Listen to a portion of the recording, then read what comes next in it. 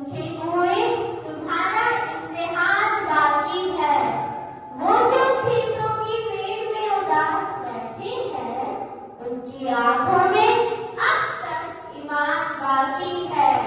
बादलों, बरस जाना समय पर इस बार, किसी का मकान गिरवी तो किसी का लगान बाकी है।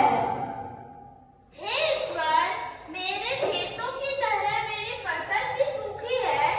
इस बार एक मूसलाधार बारिश हो जाए, इस बार एक मूसलाधार बारिश हो जाए, ताकि मेरे फसलें भी लहरा उठे, ताकि मेरे फसलें भी लहरा उठे।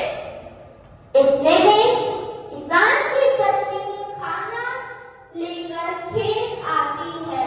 खेत आते आते किसान की पत्नी गिर जाती है और उसके पैर में मोच आ जाती है।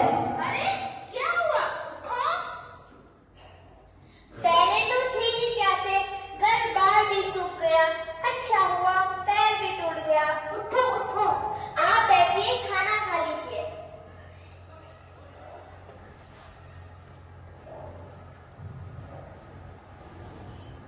इतने में साहूकार आ जाते हैं, जिनसे किसान ने कर्ज लिया होता है।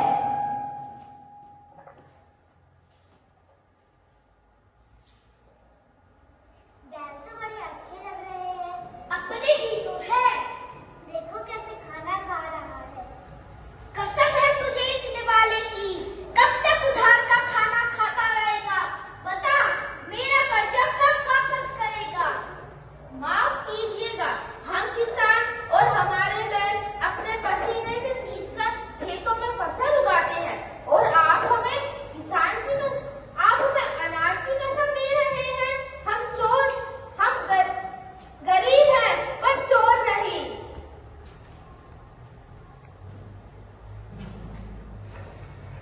ये कंगन मेरी सास ने दिए थे, आप ये ले जाइए और अपनी भूख मिटा लीजिए।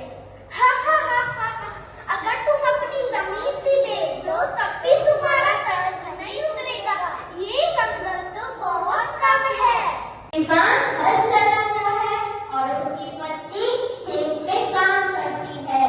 काम करते करते एक बैल गिर जाता है और मर जाता है। बैल के मरने के बाद किसान खुद को ज्वार में लगा देता है और हल चलाने लगता है।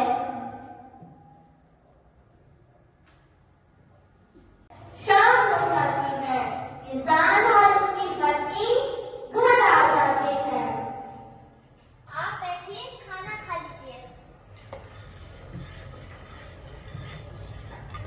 किसान की पत्नी खाना बना रही है। इतने में किसान का बेटा अपनी मांग लेकर आ जाता है।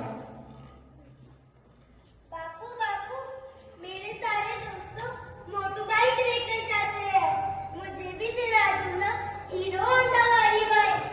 अरे बेटा, हमारा एक बैल तो मर ही गया, एक बचा है। जा बेच दे उसे और ले ले अपनी फटफटियां, फिर मैं और तेरी माँ मिलकर किसान खेत में हल चलाएंगे। ठीक है बापू। सुनो, बेटी बड़ी हो गई है, 22 साल को होने को है और हमारे पास 22,000 रुपए भी नहीं है उसकी शादी के लिए। किसान एकाएक भावुक हो जाता है। वहाँ बेटा बैल को लेकर साहूकार के पास चला जाता है। अरे बेटा, तेरे बापू कैसे है? मेरे बापू तो दुखी रहते हैं। और तेरी बहन कैसी है? उसी की शादी के लिए तुम्हें बैल बेचने आया हूँ। बैल ले जा और पैसे ले जा।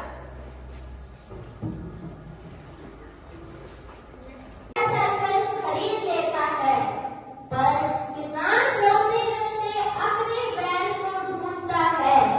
बैल ना मिलने पर साहूकार से कर्ज लेने जाता है। मेरा बैल, हीरा, हीरा, मेरा बैल। साहूकार जी, मुझे कुछ कर्जा दे दीजिए, मेरा बैल खो गया है। देखो, गरीब और झूठ भी बोलने लगे। तुम्हारे बेटे ने हमें बैल बेच दिया है। हे राम, हे राम। रिंकी को देखने लड़के वाले आ जाते हैं। नमस्ते। नमस्ते, आइए बैठिए।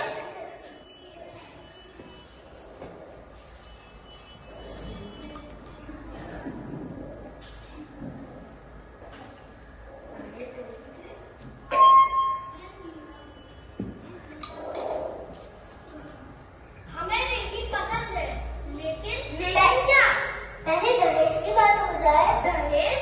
पर मेरे पास तो देने को कुछ नहीं है। अरे तुमको अपनी लड़की के लिए इतना तो करना होगा। 2 लाख रुपए, एक मोटरसाइकिल, एक फ्रिज और एक टीवी।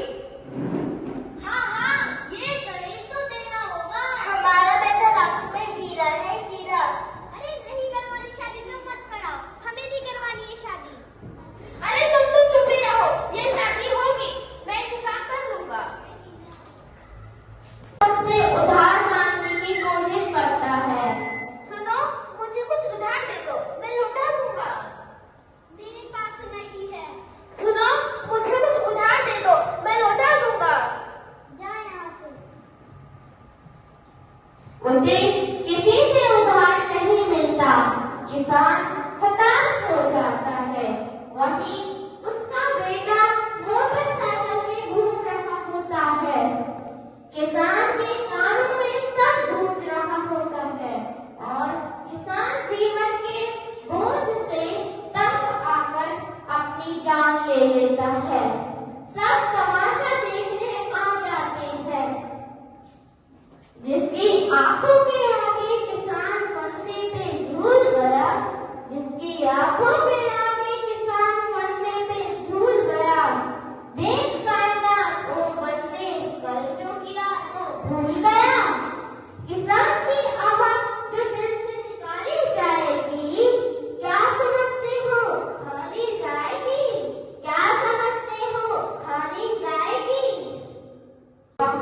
कैसे भारतवर्ष का किसान सभी बोझ, चाहे बेटी का ब्याह करना हो, चाहे बेटी को पढ़ाना हो, चाहे घर संसार चलाना हो, सभी बोझ तले दब जाते हैं। और आए दिन हम देखते हैं भारतवर्ष में कितने किसान आत्महत्या कर लेते हैं। तो क्या हमारे लिए सम्मानजनक है भारतवर्ष की स्थिति? आज किसान दिवस है, जिस पर हमने किसान की दुर्दशा को दर्शाया है। हम सभी की तरफ से आप सभी को किसान दिवस की हार्दिक शुभकामनाएं। धन्यवाद।